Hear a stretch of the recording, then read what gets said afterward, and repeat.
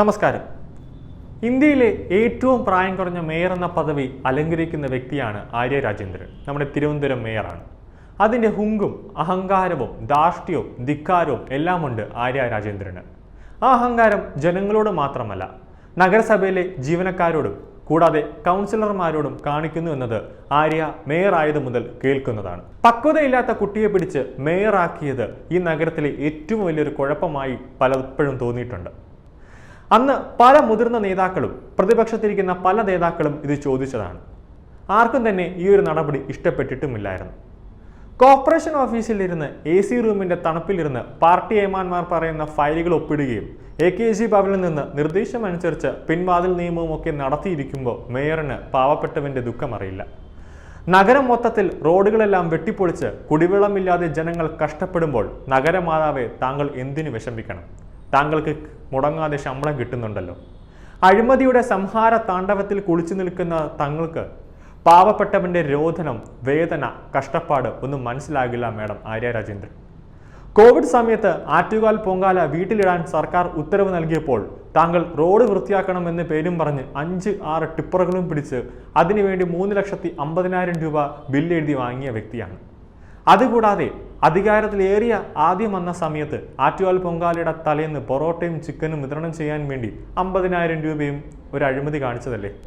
ഈ അഴിമതി കണ്ട് ഭരണസിതാ കേന്ദ്രത്തിലെ മന്ത്രിമാര് പോലും പകച്ചു. അതിനുശേഷം MLA-യുമായി വിവാഹം. അതോടെ അഹങ്കാരം കൂടുതലായി വർദ്ധിച്ചു എന്ന് വേണം പറയാൻ. ആ അഹങ്കാരം കൊണ്ടും ധിക്കാരം കൊണ്ടും വളയം പിടിക്കുന്ന KSRTC ഡ്രൈവറുടെ മേൽ ഗുണ്ടകളെ പോലെ പെരുമാറേണ്ട കാര്യമുണ്ടായിരുന്നു. പ്ലാമൂട് ഒരു വേ റോഡാണെന്ന് മേയർക്ക് അറിയില്ലേ? വലിയ വാഹനങ്ങൾ പോകുമ്പോൾ ആരും വലത്തേ സൈഡിൽ കൂടി ഓവർടേക്ക് ചെയ്യാറില്ല. കാരണം വണ്ടികൾക്ക് കേടുപാടുകൾ സംഭവിക്കാൻ സാധ്യത കൂടുതലാണ്. ഒന്ന് സമാധാനത്തോടെ പ്രവർത്തിച്ചിരുന്നെങ്കിൽ എല്ലാവരുടെയും മുന്നിൽ ഇങ്ങനെ നാണം കടയേണ്ട കാര്യമുണ്ടായിരുന്നു. നാളെ തൊഴിലാളി ദിനമാണ്. തൊഴിലാളി ഐക്യം സിന്ദാബാദ് എന്ന മുദ്രാവാക്യം വിളിക്കുമ്പോൾ ലേശം ലജ്ജ അല്ലെങ്കിൽ ഉളുപ്പ് സ്വന്തം മനസാക്ഷിയോട് ചോദിക്കണം, പാളയത്ത് കാണിച്ചത് എന്തിനു വേണ്ടിയായിരുന്നു? ഞാനും സച്ചിദേവും കൂടി കാണിച്ചു കൂട്ടിയത് ആർക്കു വേണ്ടി എന്നൊരു ചിന്തിക്കേണ്ടതുണ്ട്. തൊഴിലാളി വർഗം പ്രസ്ഥാനമാണ് പോലും. തൊഴിലാളികൾക്ക് എന്ന പേരിൽ തുടങ്ങി അവരുടെ ചോരയും വിയർപ്പും സമ്പത്തും കൊണ്ട് കൊഴുത്ത് അധികാരത്തിന്റെ സുഖ സൗകര്യങ്ങൾ അനുഭവിച്ച് സുഖലോലുപരായി മതിച്ചു വാഴുന്ന കമ്മ്യൂണിസ്റ്റ് നേതാക്കൾ അഹങ്കാരത്തിന്റെയും അഹന്തയുടെയും കയ്യുക്കിന്റെയും അധികാരത്തിന്റെയും പണക്കൊഴുപ്പിന്റെയും കൊഴുപ്പിൽ ആരുടെയും മെക്കിട്ട് കയറും എപ്പോൾ ഒരു കാര്യം എല്ലാവർക്കും വ്യക്തമാണ്. അവിടെ CPM ഭരിക്കുമ്പോൾ പൊതുജനത്തിന് സംരക്ഷണം കിട്ടില്ല എന്നത് വ്യക്തതയാണ്. പോലീസിന് തന്നെ സംരക്ഷണം കിട്ടുന്നില്ല. അവർ ജോലി രാജിവെക്കാൻ വേണ്ടി മുകളിലിരിക്കുന്ന ഓഫീസർമാർക്ക് ലെറ്ററുകൾ എഴുതി കൊടുത്തുകൊണ്ടിരിക്കുകയാണ്. മേയറിനെയും ഭർത്താവിനെയും പേടിച്ചിട്ടാണ് പോലീസ് KSRTC ഡ്രൈവർ യദുവിൻ്റെ പേരിൽ കേസ് എടുക്കാത്തതെന്ന് വ്യക്തമാണ്. KSRTC മാനേജ്മെന്റ് എന്തുകൊണ്ട് കേസ് കൊടുത്തില്ല? മേയറെയും MLA-യും പേടിച്ചിട്ടാണോ?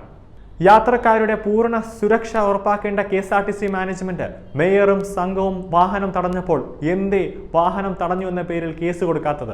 എല്ലാം തള്ളിപ്പോകുമെന്ന് കണ്ടപ്പോഴാണ് മേയർ അടുത്ത അടവുമായി വരുന്നത്. ഡ്രൈവർ അശ്ലീല ആംഗ്യം കാണിച്ചു എന്ന്. ഇതെങ്ങനെ രാത്രി വ്യക്തമായി മേയറിന് കാറിന്റെ പിറക് സീറ്റിൽ ഇരുന്നുകൊണ്ട് കാണാൻ പറ്റും ഡ്രൈവർ അശ്ലീല ആംഗ്യം കാണിച്ചെന്ന്? അതും മേയർ വ്യക്തമാക്കേണ്ടതുണ്ട്.